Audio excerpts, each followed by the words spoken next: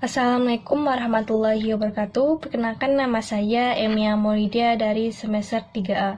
Di sini saya akan mereview materi hukum pidana lanjutan di pertemuan ke-9, di mana di pertemuan ke-9 ini membahas mengenai perbarengan atau gabungan tindak pidana atau Kursus Common Law.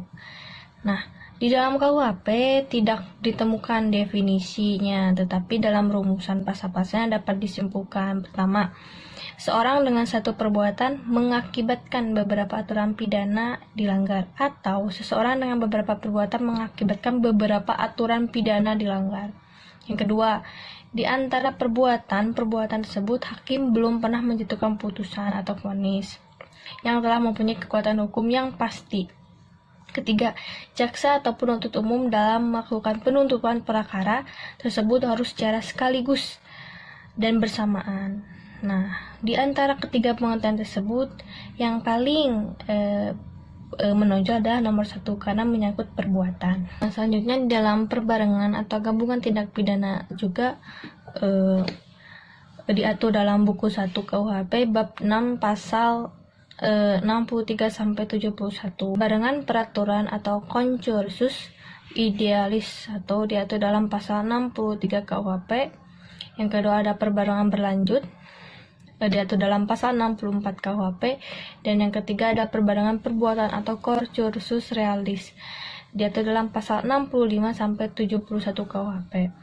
Nah, kursus idealis dan kursus realis itu adalah bentuk kursus murni. Nah, sedangkan perbuatan berlanjut adalah bukan bentuk kursus murni. Nah, selanjutnya sistem pemindanaannya. Pertama, di dalam perbarengan peraturan atau kursus idealis diatur dalam pasal 63 ayat 1 digunakanlah sistem absorpsi, yaitu hanya dikenakan atau dijatuhkan pidana pokok terberat. Nah, sistem pembinaan seperti ini dinamakan absorpsi murni atau hisapan murni, yaitu pidana yang terberat menghisap pidana yang ringan. Nah, di dalam kursus idealis, perbuatan yang dimaksud adalah perbuatan jasmani atau material handling, yaitu perbuatan yang tidak dapat dipisah-pisahkan. Dalam pasal 63 KUHP, yang dilanggar harus berbeda lebih dari satu aturan pidana, tetapi dalam prakteknya sering terjadi beberapa peraturan yang hanya melanggar satu atau pidana. Selanjutnya ada perbarengan perbuatan atau kursus realis diatur dalam pasal 65 sampai pasal 71. Nah, kursus realis ini berupa kejahatan yang diancam pidana pokok sejenis, yaitu terhadap kejahatan ditambah kejahatan